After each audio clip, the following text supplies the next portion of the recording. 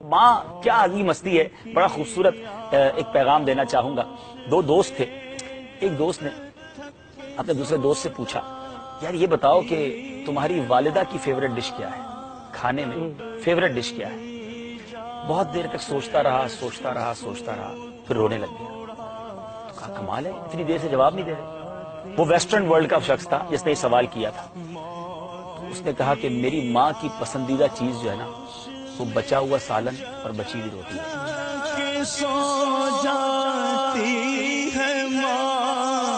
اب اس کے پس منظر میں اس نے پوچھا یہ کیا بات کی. اور میں اب آج اپنے دل کے تاثرات پیش کر رہا ہوں. آج میری عمر 40 سال سے زیادہ ہو گئی ہے. مجھے آج تک یاد نہیں ہے کہ میری ماں نے کبھی کھانا بنا کر یہ کہا ہو کہ یہ میری آج پسندیدہ چیز میں نے بنائی ہے. اور یہ ہم سب کے ساتھ ہوا ہوگا کہ ماں نے کبھی یہ نہیں کہا ہوگا کہ بیٹا آج بریانی بنائی یہ مجھے پسند ہے. ماں نے کبھی کہا ہوگا کہ بیٹا یہ آج میرے بیٹے کی پسند کی میں نے بنائی ہے, یا ہمارے والد صاحب کے پسند کی بنائی, یا چھوٹی بہن کی پسند کی بنائی. اور ماں نے کیا کھایا, جو ہم نے بچایا, جو ہم نے چھوڑا. یہ ہے ماں.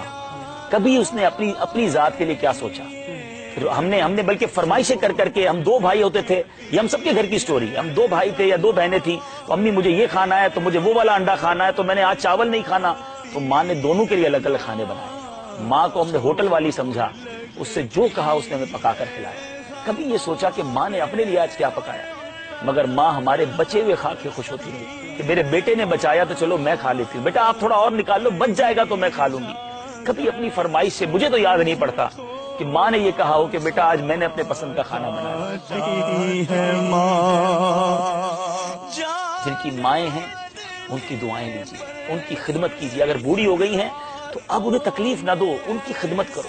بیمار ہے تو یہ رب کا ایک طرح سے میں سمجھتا ہوں, یہ پتہ نہیں میری بات درست ہے کہ نہیں, کہ جس کے والدین بیمار ہو جائے نا, یا ایسی پوزیشن میں آ جائیں کہ اب ان کی خدمت کی حاجت ہے, تو یہ بیٹے کے لیے خوش بختی کا وقت بھی ہے کہ اللہ نے زندگی میں اب تمہیں وقت دیا ہے خدمت کرنے کا. ورنہ کئی ماں باپ بچوں کو خدمت کا موقع ہی نہیں دیتے, پہلے ہی چلے جاتے ہیں, خدمت کرتے کرتے ہی چلے جاتے ہیں. اگر اب موقع آیا ہے تو اس کو بوجھ نہ سمجھو, یہ اللہ کا شکر بھی اس حوالے سے ادا کرو کہ یا اللہ انہوں نے جانے سے پہلے مجھے اپنی خدمت کا کوئی موقع دے دیا. بد نصیب ہیں وہ بچے جو اولڈ ہاؤس میں ماں باپ کو چھوڑا ہے. بد نصیب ہیں وہ بچے جنہوں نے سرونٹ کے نام پر, ملازمین کے نام پر ماں باپ کو حوالے کر دیا.